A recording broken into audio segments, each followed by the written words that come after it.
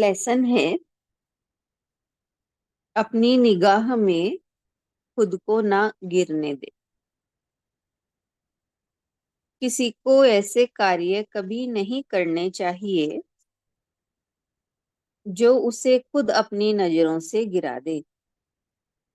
जो व्यक्ति अपनी निगाह में गिर जाता है वह औरों की निगाह में भले ही अच्छा हो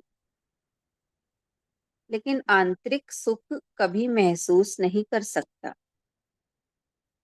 80 बसंत पार करके भी एक व्यक्ति नौजवान और जोशीला लगता था। उसकी जिंदगी सरल व सादगीपूर्ण थी। दिखावा और प्रपंच उसे बिल्कुल नापसंद था। पड़ोस में रहने वाले 45 साल के अधेड़ व्यक्ति को पड़ोस में रहने वाले 45 साल के अधेड़ व्यक्ति को यह देखकर बहुत हैरानी होती थी। 45 की उम्र में ही वह 90 का लगता था। एक दिन 45 के बुड्ढे ने 80 साल की उम्र वाले युवा व्यक्ति से उसके स्वास्थ्य व प्रसन्नता का राज पूछा। बस प्रसन्नता, तनाव से दूर रहना और सादगी का आहार विहार। 80 पार किए व्यक्ति ने कहा। 45 के व्यक्ति को 45 के व्यक्ति को इस पर यकीन ही नहीं हुआ।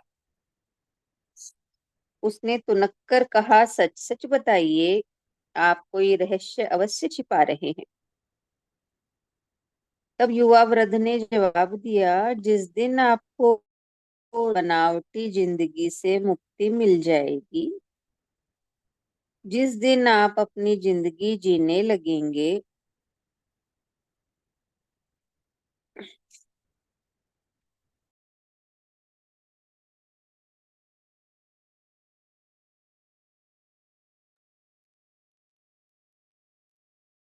युवा वृद्ध ने तब युवा वृद्ध ने जवाब दिया,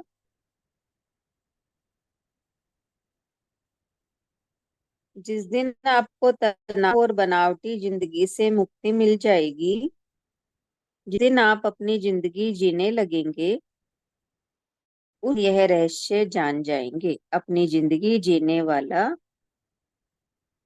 कभी अपनी निगाह में नहीं गिरता। जैसे जैसे हमारे शरीर की कोशिकाएं बुढ़ी होने लगती है,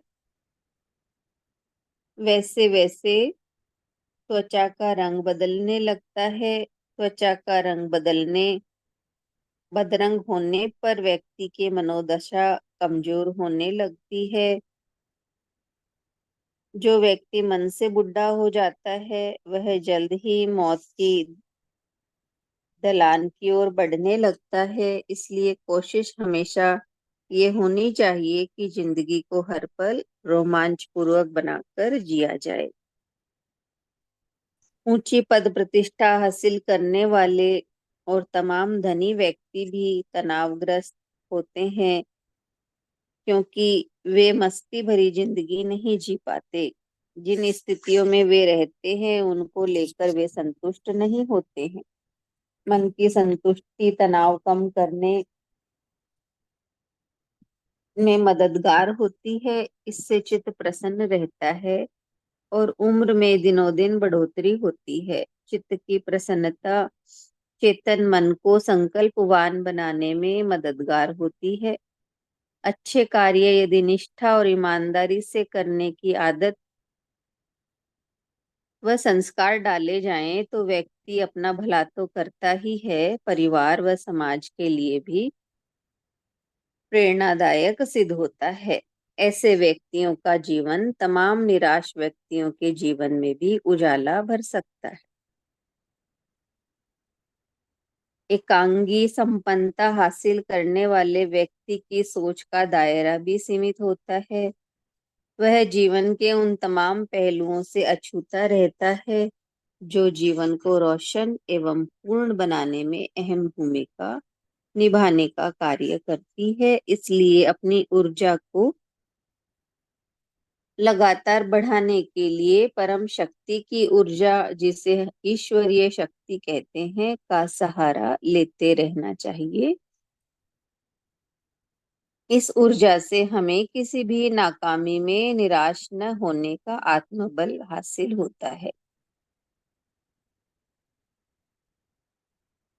अपनी नजर में गिरने वाले व्यक्ति के जीवन में जो अंधेरापन आता है, वह कभी भी उसे रोशनी की ओर बढ़ने नहीं देता। इंद्रियों की शक्ति तभी उपयोगी होती है जब उस शक्ति का इस्तेमाल करने का ढंग मालूम हो। व्यक्ति को अपनी कमजोरी विशेषता दोनों की समीक्षा रहना चाहिए। किन वजहों से वह किस कार्य में विशेष है और कमजोरियों में वह नाकाम रह जाता है, उस पर निरपेक्ष नजर दौड़ाकर कमजोरियों को सुधारा जा सकता है। एक कमजोरी दूसरी कमजोरी को जन्म देती है, इसलिए एक कमजोरी को दूर कर आगे पैदा होने वाली तमाम कमजोरियों से बचा जा सकता है। ईश्वरीय ज्ञान की चर्चा जीवन में नई ऊर्जा भरती है। यह देवत्व के अंश को खुद में जगाना है। जो व्यक्ति देवत्व के रास्ते पर आगे बढ़ता है, उसमें हीनता या निराशा कभी अंकुरित नहीं होती।